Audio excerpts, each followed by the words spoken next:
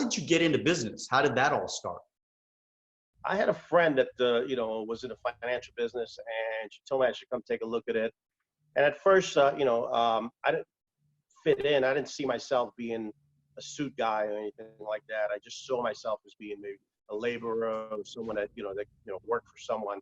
But I said, let me give it a shot. And it was an opportunity to actually learn about investments and insurance and stuff like that, which I never knew that you're supposed to learn about that stuff. So it kind of shocked me, but it just kind of made sense. If I could learn that, maybe I won't make money in that field.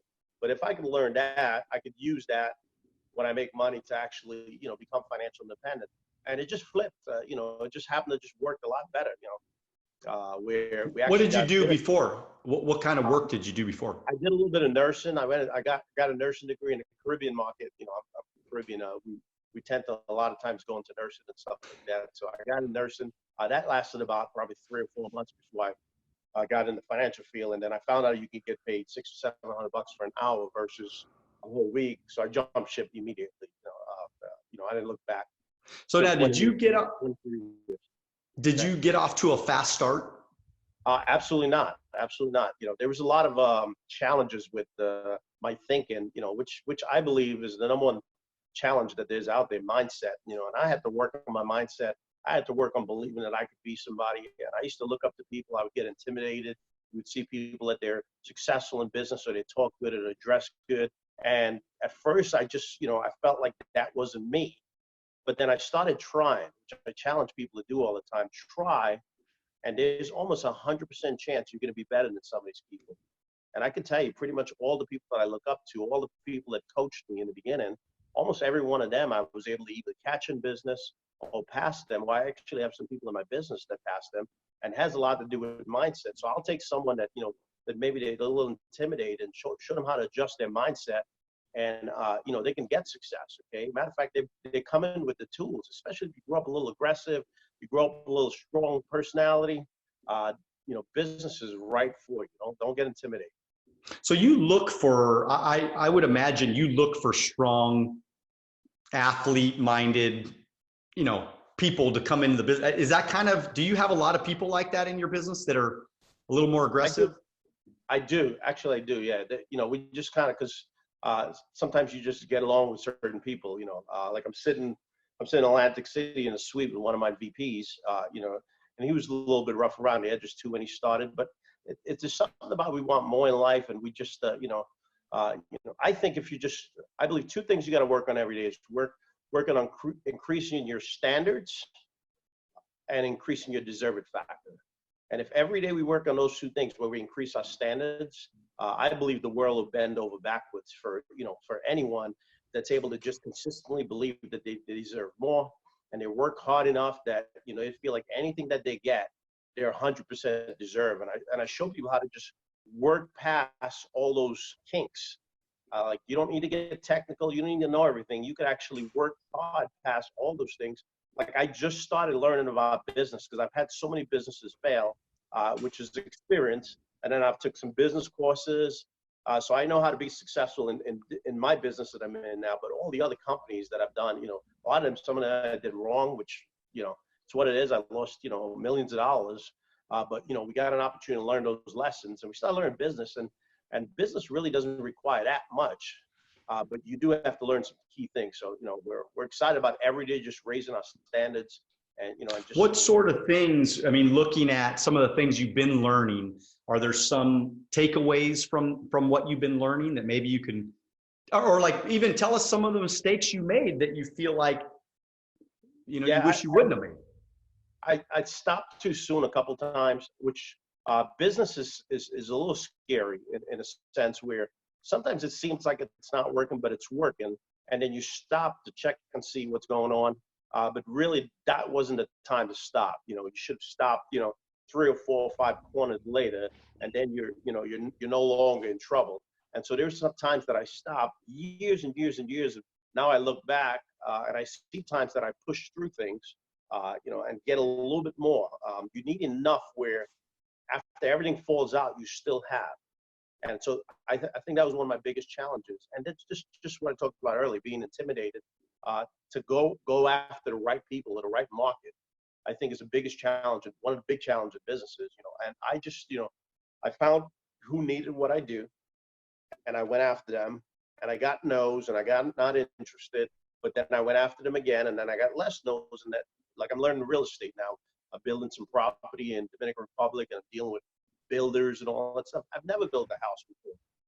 But guess how I'm learning? I learned from a book. I went to 8 builders. I learned everything. And then I went back to the first builder, and it says, here's what I learned, so you can't charge me that much. And I went back again to the first again, went through all 8. And, and I just closed on a deal that, would have been probably 600,000 more. I saved 600,000 just from self-education, just being direct and, pretending kind of like I knew what I was doing. So I didn't know you could do that in business early on. I thought you had to know everything to do it. But it's so sometimes experience is just the best teacher. You find out through doing. And I think the challenge, and this is a perfect little lesson, because people spend their whole life, Chris, trying to figure things out, and then they wake up and they're like 80, and they're like, shit, man, I didn't do anything.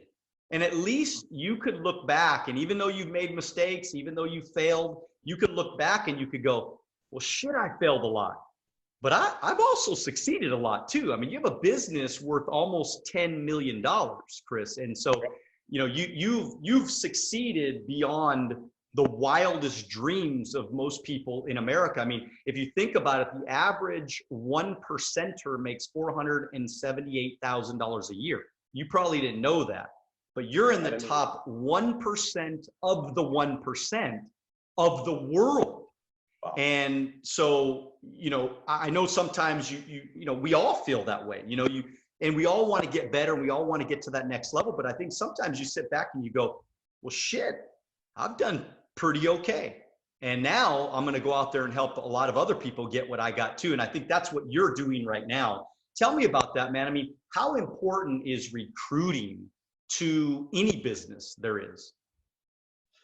When you say recruiting, I think about opportunity. And it's really important. See, one of my beliefs is success is always available. The question is, are you available for success? So, success is always available. Are you available for success? A lot of times people think they don't have the opportunity to get more, but it is available. There's people that need our product. There's people that need whatever product you sell. There's people that need it. Do you make yourself available for success? Or do you go home for, dinner every day? Or do you, have, 2-hour lunches? Or do you, hang out at your office? But success is available. There's no shortage of clients in pretty much any arena in the United States. There's always a client for pretty much any product.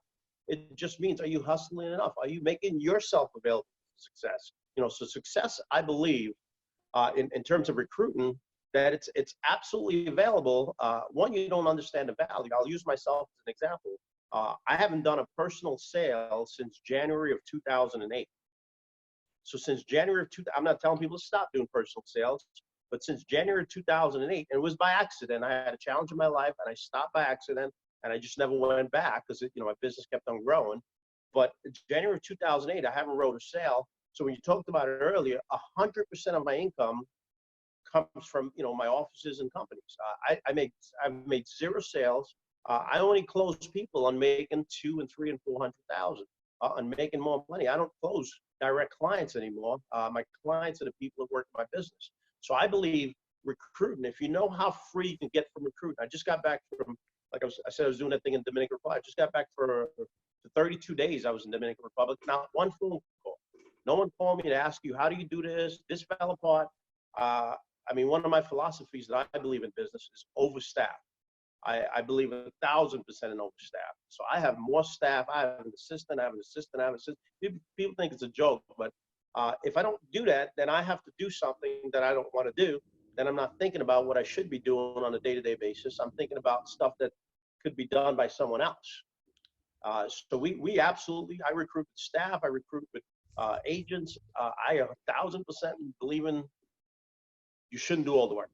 So when somebody gets in, let's just say you recruit somebody, okay? So somebody comes in, what's a part of your process? Like, what's the next step for that person that comes in your business? I like to make sure that they're the right person. So even though they got in, doesn't mean I really want So them. how do we know they're the right person? How do you determine that? I started doing different tests and seeing how they react.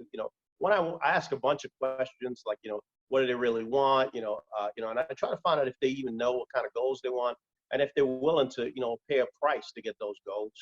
And then I have direct conversations of what they have to do. Like for instance, in my business, they have to get licensed. There's things like, are you willing to make 100% commitment to do that?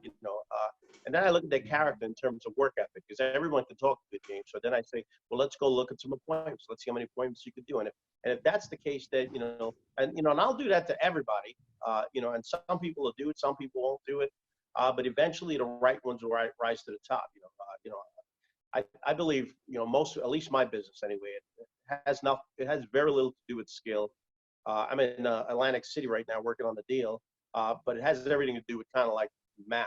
I believe we're in a math business, so it's just a matter of if you have the right math, it'll add up. But if you're doing very little numbers, the math will never add up. I don't care how many years you work at it, the math will never add up unless you have the right math, which is a lot in a short period of time, which is genius. I don't know if there's such thing as success quickly, success in a long time, but I know success requires that you do it quickly. You get the job done quickly in order to go to the next level. Thank you for watching our short clips on Alonzo Academy.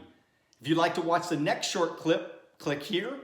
If you'd like to watch the entire podcast, click here.